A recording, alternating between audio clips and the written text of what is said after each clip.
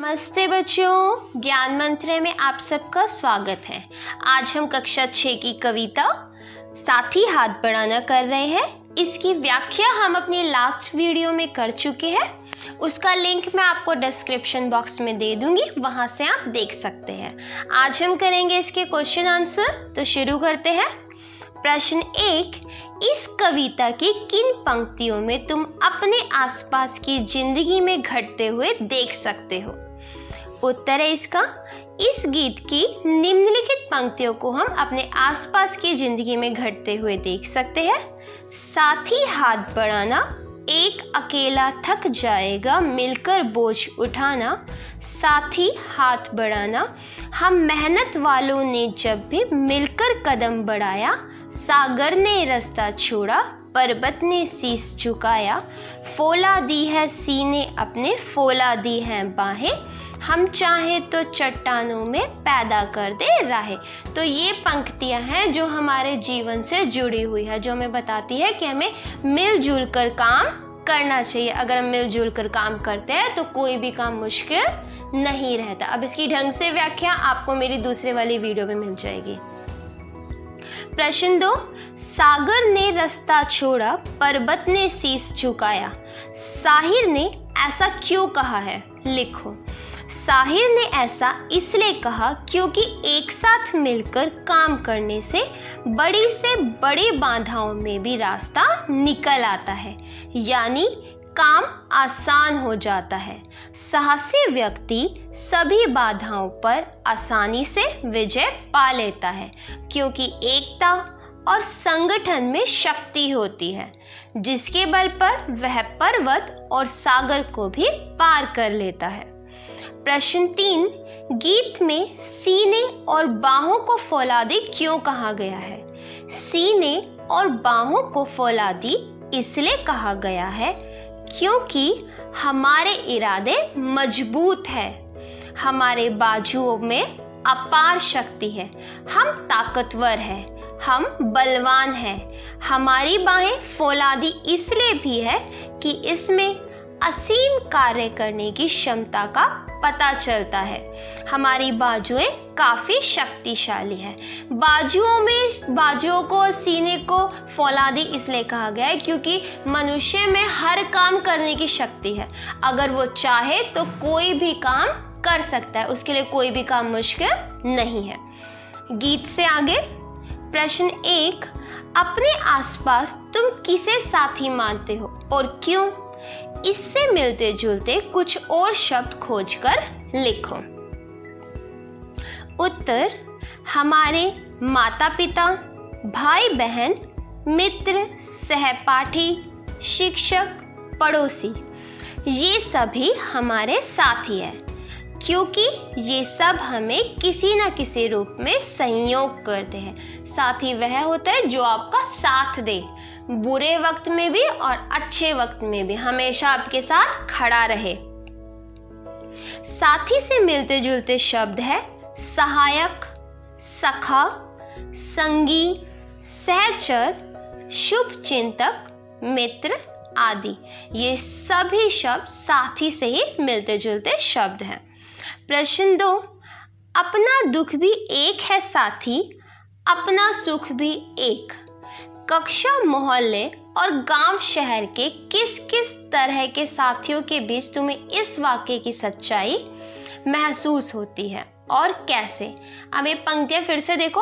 अपना दुख भी एक है साथी, अपना सुख भी एक। कहाँ पे आपको ऐसा लगता है कि हम सब का दुख भी एक है और सुख भी एक है, कि हम सब एक ही है?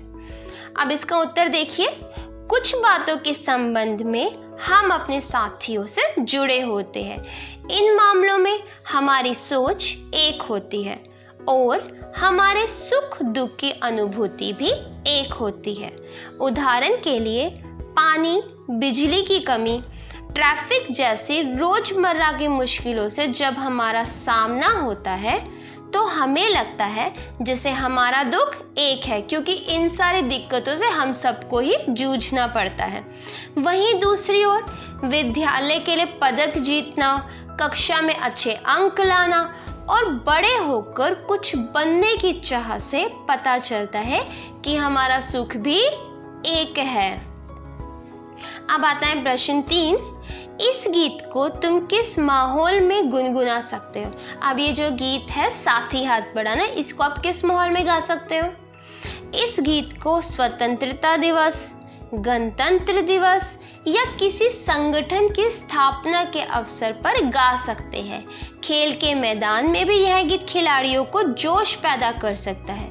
वैसे तो यह गीत कभी भी गुनगुनाया जा सकता है, पर विशेषकर जब संयोग और संगठन की शक्ति बतानी हो तब यह गीत महत्व रखता है, क्योंकि यह गीत सीधा सीधा एकता की शक्ति पर बल देता है। ये हमें बताता है कि एकता में कितना बल है। प्रश्न 4। एक अकेला थक जाएगा मिलकर बोझ उठाना। इन पंक्तियों में कह रहे हैं कि अगर कोई एक ही इंसान काम करता रहेगा तो वो थक जाएगा, इसलिए जरूरी है कि हम सबको मिलकर कार्य करना चाहिए ताकि वो कार्य संपन्न हो जाए। अब इन्हीं पंक्तियों के ऊपर कुछ क्वेश्चन दिए गए हैं, वो देखिए। तुम अपने घर में इस बात का ध्यान कैसे रख सकते हो? उत्तर, अपने घर के छोटे बड़े कामों में माता पिता का हाथ बटाकर हम इस बात का ध्यान रख सकते हैं। तो बच्चों समझ में आया? देखो, अगर मम्मा पूरा दिन घर का काम करती रहेगी तो वो थक जाएगी और उनकी तबीयत भी खराब हो सकती है। तो आप छोटे मोटे काम जो आप कर सकते हो, आप उसमें घर में हेल्प कर सकते हो ना अपनी मम्मी की, तो क्या करो, तो वही बताया गया इसमें। अब सेकंड, पापा के काम और माँ के काम क्या क्या है? उत्तर, पापा और माँ को बहुत से काम करने होते हैं। जहाँ एक और पापा कार्यालय जाते हैं और घर के लिए आवश्यक बाहरी कामों का ध्यान रखते हैं, वहाँ माँ घर की सफाई, खाना बनाना, कपड़े धोना, हम सबको पढ़ाना, खरीदारी करना और कई छोटे बड़े कामों की जिम्मेदारी अपने ऊपर लेती है। बच्चा, इसका जवाब आप अपने अकॉर्डिंग भी देख सकते हो। जैसे काम आप अपने घर में देखते हो उसके अनुसार इस सवाल का जवाब देना। तीसरा, क्या वे एक दूसरे का हाथ बटाते हैं? हाँ, वे इन कामों में एक दूसरे का हाथ बटाते हैं। अब आ गया हमारा प्रश्न 5।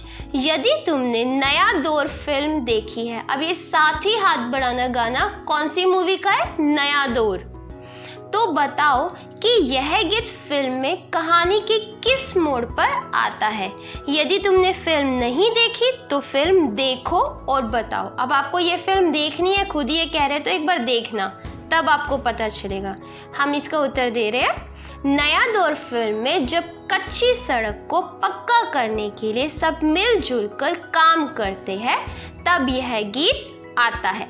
यह गीत उनके सहयोग, उत्साह और जोश को प्रदर्शित करता है। अब आ गई कहावतों की दुनिया। प्रश्न 1।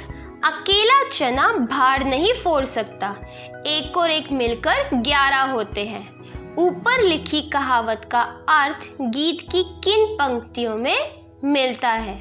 उत्तर, एक अकेला थक जाएगा मिलकर बोझ उठाना, एक से मिले तो कतरा बन जाता है दरिया, एक से एक मिले तो जर्रा बन जाती है सहरी, एक से एक मिले तो राई बन सकती है पर्वत, एक से एक मिले तो इंसान बस में कर ले किस्मत। बच्चा, ऊपर जो आपको कहावत दी गई है, अकेला चना भाड़ नहीं फोड़ सकता, इसका अर्थ है कि अकेला व्यक्ति कोई बड़ा कार्य नहीं कर सकता। बड़ा कार्य करने के लिए सहयोग और संगठन की आवश्यकता होती है। जब एक से ज़्यादा लोग मिलकर किसी कार्य को करते हैं तो वह कार्य सफलतापूर्वक आसानी से हो जाता है। और नीचे का जो दिया है, एक और एक मिलकर 11 होते हैं, मतलब जब एक से एक जना और मिल जाता है तो इंसान की शक्ति दुगनी हो जाती है। देखो, एक अकेला व्यक्ति काम तो कर सकता है पूर्ण, लेकिन उसकी क्षमता थोड़ी कम होती है। जैसे ही उसके साथ एक और मिल जाता है, उसके बाद एक और मिल जाएगा, तो उसकी ताकत दुगनी हो जाती है, 3 गुनी हो जाती है, जिसके कारण वो कार्य और भी अच्छी तरीके से हो सकता है। तो आपको इसी प्रकार की पंक्तियां नीचे देनी थी, तो हमने वही दे दी। जहाँ पे एक से एक के जुड़ने से ताकत अधिक हो गई है और वो कार्य, बड़े से बड़ा कार्य आसानी से किया जा सकता है। अब करते हैं प्रश्न 2। इन दोनों कहावतों का अर्थ कहावत कोश में देखकर समझो और उनका वाक्य में प्रयोग करो। अभी मैंने आपको कहावत तो समझाई दी। अकेला चना भार नहीं फोड़ सकता, अर्थात अकेला इंसान कोई बहुत बड़ा कार्य नहीं कर सकता। उसके लिए उसको आवश्यक है सहयोग के लोगों के, उसके संगठन के, कि उससे अधिक लोग जुड़े हों जो सब मिलकर उसके साथ कार्य करें। अब इसका वाक्य देखिए, भले ही तुम बलवान और बहादुर हो पर अकेले दुश्मनों का सामना नहीं कर सकते। तुम्हें पता है कि अकेला चना भार नहीं फोड़ सकता। अकेले तुम बहुत सारे दुश्मनों का सामना कर सकते हो? बिल्कुल भी नहीं। अब जब जंग होती है तो क्या होता है, बहुत सारी सेना चाहिए होती है, पूरी सेना लड़ती है तभी तो जीत हासिल होती है। अकेला व्यक्ति क्या कर लेगा। अब दूसरा देखिए, एक और एक मिलकर 11 होते हैं।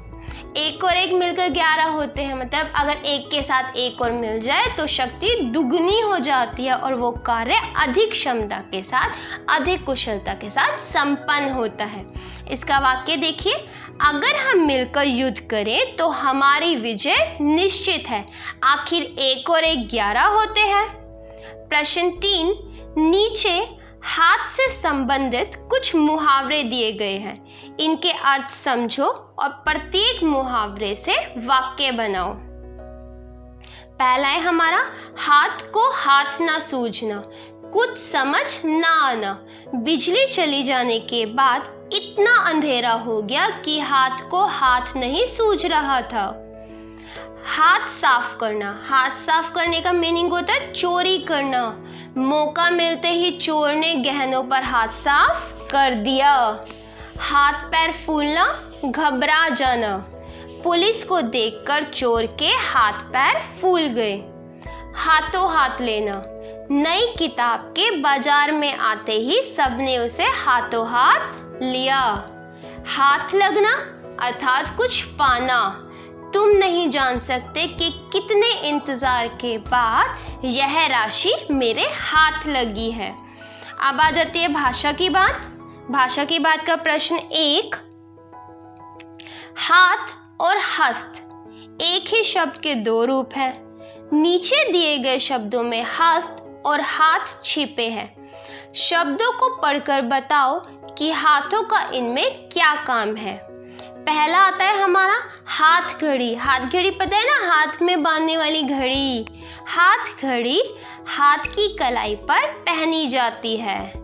हथौड़ा एक ऐसा लोहे का औजार जिसे हाथ से पकड़कर चलाया जाता है। हस्तशिल्प, इस शिल्पकारी को हाथ से किया जाता है। हस्तक्षेप बीच बचाव करने के लिए, इसका अर्थ है दखल देना।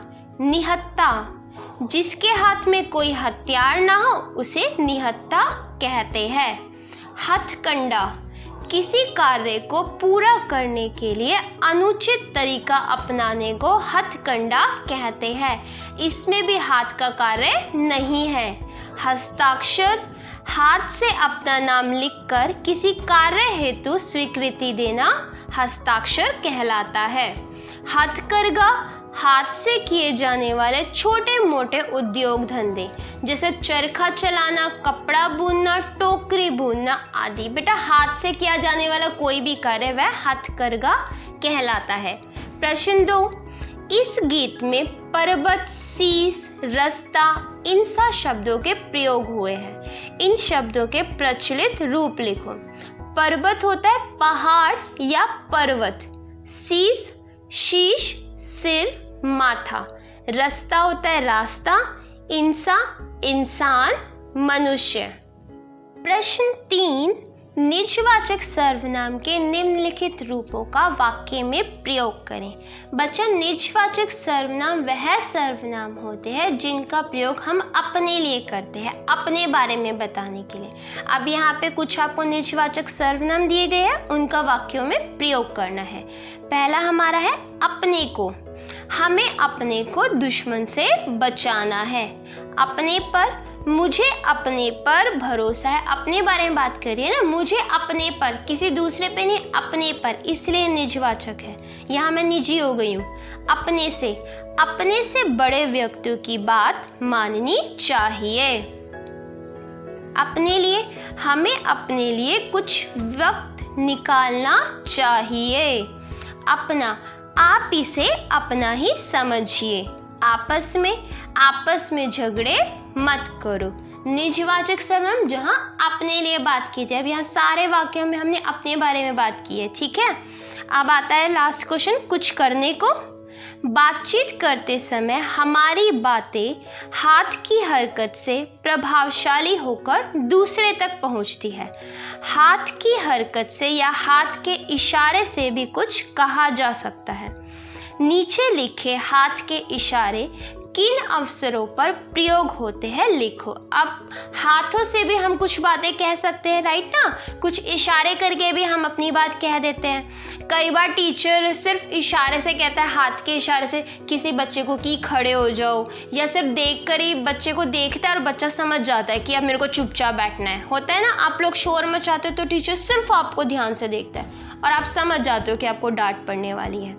आप इशारे में अपने दोस्तों से सवाल पूछते हो कई बार, तो वही आप देखिए यहाँ पर, क्यों पूछते हाथ। कई बार आप हाथों के इशारे से पूछे ना, क्यों। अब इसका प्रयोग हम करते हैं प्रश्न करते समय, जब हमें किसी से प्रश्न करना होता है, क्यों, हाथ के इशारे से।